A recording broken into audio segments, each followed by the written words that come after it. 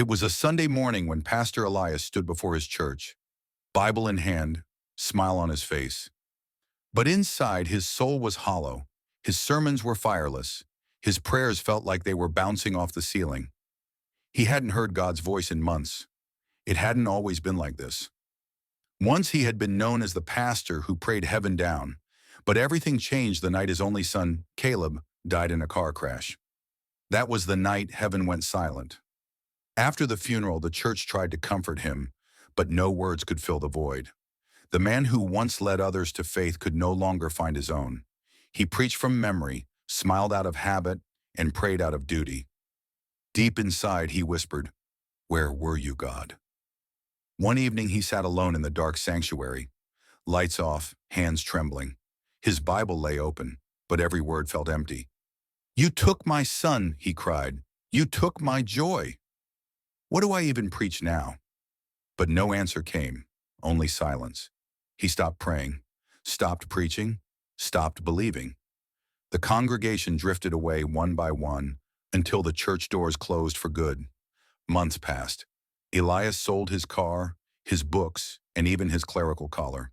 He worked nights as a janitor in a nearby hospital. Quiet, invisible, broken. Every time he walked past the pediatric ward, his heart cracked a little more. One night, while mopping the hallway, he heard faint crying from a hospital room. He peeked in and saw a little boy, frail, bald, attached to tubes, whispering, "God, please heal me. Please, I don't want to die." The sound paralyzed him. He wanted to walk away, but something stopped him. Slowly, he stepped inside. The boy looked up weakly and said, "Sir, do you know how to pray?" Tears filled Elias's eyes. His voice trembled. "I used to." The boy reached out his small hand. Then, "Will you pray with me?" Elias knelt beside the bed, unsure of what to say. Words stumbled out. Broken, simple, real. "God, if you're still there, please hear this boy." For the first time in months, the silence broke.